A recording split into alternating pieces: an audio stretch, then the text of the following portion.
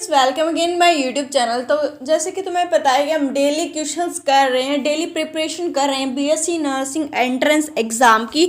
तो डेली हम यहाँ पे क्वेश्चंस करते हैं। तो डेली 10 वाली जो यहाँ पे तुम्हें प्लेलिस्ट मिल जाएगी चैनल पे जाके, वहाँ पे जाके तुम्हें सारी वीडियोस देख लेनी है। एंड आज करते हैं कुछ केमिस्ट्री के क्वेश्चंस जो इंपॉर्टेंट है, जो प्रीवियस ईयर में आए हैं बीएससी नर्सिंग एंट्रेंस एग्जाम के लिए। तो चलो स्टार्ट करें। First question is which one of the following statement is correct. इन सभी में से कौन सी स्टेटमेंट करेक्ट है। एंड अगर तुम्हें आंसर पता हो तो तुम्हें कमेंट सेक्शन में साथ साथ मेंशन करते चलना है। देखते हैं कौन सा स्टूडेंट कितने ज़्यादा यहाँ पे रिस्पॉन्स कर पाता है। कल भी मैंने बोला था, कल भी काफ़ी स्टूडेंट्स ने यहाँ पे अच्छे अच्छे रिस्पॉन्स दी, काफ़ी को यहाँ पे आता था। तो तुम्हें अपने अकॉर्डिंग जितना तुम्हें आता है वो तुम्हें कमेंट सेक्शन में मेंशन कर देना है। तो first option is the order of reaction is equal to the sum of stoichiometric coefficient of reactant. मतलब जो रिएक्शन का जो ऑर्डर होता है वो सम होता है stoichiometric coefficients of only reactant का। या फिर order of reaction can be determined बहुत थ्योरेटिकली भी कर सकते हैं एंड एक्सपेरिमेंटली भी कर सकते हैं। या फिर order of reaction is the sum of the exponents of the reactant in the rate law equation. या फिर बोले हम molecularity of reaction could be both fractional and whole number. बिल्कुल ईजी क्वेश्चन है। तुम्हें पता है कि केमिस्ट्री से भी थ्योरेटिकल पार्ट से ये आया है, बिल्कुल इजी क्वेश्चन है। तो इसका जो करेक्ट आंसर होने वाला है वो सी वाला होने वाला है। The order of the reaction is the sum of the exponent of reaction in the rate law equation. तो थर्ड वाला जो होगा वो करेक्ट आंसर इसका हो जाएगा। Move to the next question. The volume of a colloidal particle हमने V मान लिया and volume of a solid particle in a true solution हमने वी मान लिया है। उसके साथ साथ वॉल्यूम ऑफ सस्पेंशन पार्टिकल हमने वी मान लिया है। तो ये कैसे हम इनको अरेंज करने वाले हैं, ये तीनों इक्वल होने वाले हैं या फिर वीएस जो होगा वो वीसी से ज़्यादा होगा एंड सबसे ज़्यादा वीटी होगा या फिर सबसे ज़्यादा वीएस होने वाला है। कैसे इसका ऑर्डर होने वाला है वो तुम्हें यहाँ पे कमेंट सेक्शन में मेंशन कर देना है। तो इसका जो करेक्ट ऑर्डर होने वाला है वो सबसे ज़्यादा वीएस होने वाला, देन वीसी होगा एंड ट्रू का जो होगा वो सबसे कम होने वाला है। करेक्ट आंसर जो इसका होने वाला है वो सी वाला होने वाला है। इसी ऑप्शन जो होगा वो इसका करेक्ट आंसर हो जाएगा।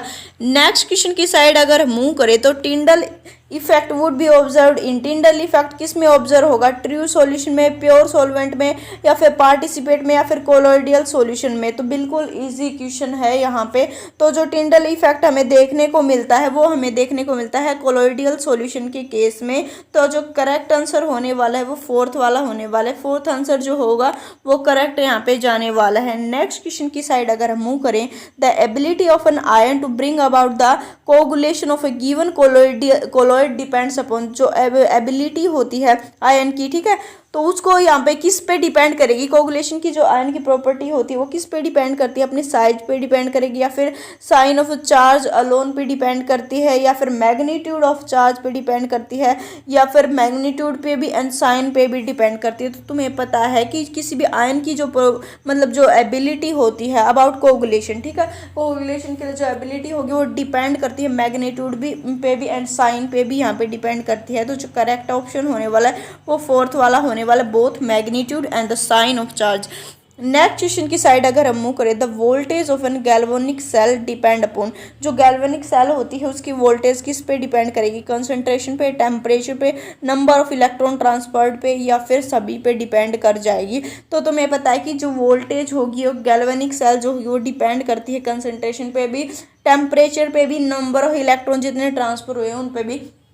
तो जो इसका करेक्ट आंसर आने वाला है वो ऑल ऑफ दैम होने वाला है। तो करेक्ट ऑप्शन जाएगा फोर्थ वाला डी, ऑल ऑफ दैम जो होगा सभी पे जो है डिपेंड करती है। नेक्स्ट क्वेश्चन की साइड मूव करें, थोड़ा सा सोल्व करने वाला है।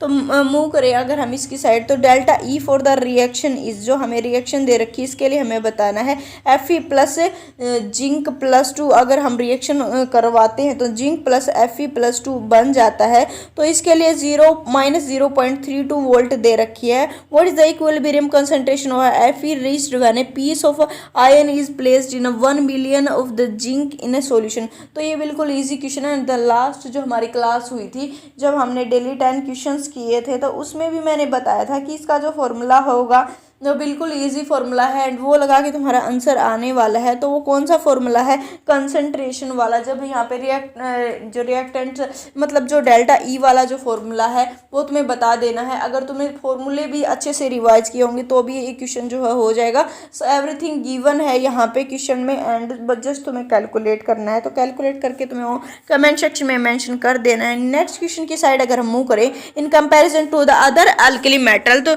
अल्कलाइन अर्थ मेटल जो बेरिलियम ऑक्साइड्स होंगे क्या होंगे। तो बिल्कुल इजी क्वेश्चन है, तुम्हें याद रखना है कि जो एसिड्स होते जो यहाँ पे एल्कली मेटल्स होती हैं, अल्कलाइन अर्थ मेटल्स होती हैं, वो यहाँ पे एसिडिक होती हैं या ज़्यादा बेसिक होती हैं। तो तुम्हें बताना है कि दूसरों के कंपैरिजन में अल्कलाइन अर्थ मेटल के जो भी अल्कलाइन अर्थ मेटल जो बेरिलियम है, बेरिलियम के जो ऑक्साइड्स होते हैं वो क्या होते हैं, मोर एसिडिक होते हैं एंड इज एम्फोटेरिक होते हैं, फिर मोर बेसिक होते हैं एंड इज एम्फोटेरिक होते हैं, या फिर स्ट्रॉन्ग बेस होते हैं एंड न्यूट्रल होते हैं। तो तुम्हें पता है कि जो हम यहाँ पे मतलब जो यहाँ पे अल्कलाइन अर्थ मेटल्स होते हैं वो क्या होंगे, एसिडिक होते हैं एंड मोर एसिडिक होंगे एंड इसके साथ साथ एम्फोटेरिक भी होने वाले हैं। तो जो करेक्ट आंसर जो जाने वाला है वो फर्स्ट वाला यहाँ पे होने वाला है, मोर एसिडिक एंड एम्फोटेरिक होंगे। बिल्कुल इजी क्वेश्चन है। नेक्स्ट क्वेश्चन की साइड अगर हम मूव करें, the alkaline metal oxides are, alkali metal oxides क्या होंगे, alkali metal oxides strong acid होंगे, स्ट्रॉन्ग बेस होंगे, वीक एसिड होंगे, वीक बेस होंगे। तो अगेन बहुत ज़्यादा इजी क्वेश्चन है ये। तो जो इसका करेक्ट आंसर आने वाला है वो स्ट्रॉन्ग बेस आने वाला है। Strong base is the correct answer of this question. Next question की साइड अगर हम मूव करें, which is the correct relationship of atomic radius, atomic radius के लिए करेक्ट रिलेशनशिप क्या होती है। तो ये जो सारे मैं क्वेश्चंस करा रही हूँ, जितने भी तुम यहाँ पे एंट्रेंस एग्जाम देते हो मोस्टली उनके लिए हैं। तो सभी जो भी एंट्रेंस एग्जाम की प्रिपरेशन कर रहे हैं उनको ये कर लेने हैं। Which of the correct relation कौन सा होने वाला है। तो बिल्कुल ईजी क्वेश्चन है, बिल्कुल अगर तुमने ऑर्डर भी तुम्हें थोड़ा सा ध्यान होगा तो भी तुम यहाँ पे कर पाओगे। तो करेक्ट रिलेशन क्या होगी एटॉमिक रेडियस के बारे में, तो बिल्कुल तुम्हें ये याद करना था, या फिर ऑर्डर अगर तुम्हें याद होगा तो तुम्हें पता होगा, पीरियोडिक टेबल तुम्हें थोड़ा सा भी तुमने ध्यान से की होगी।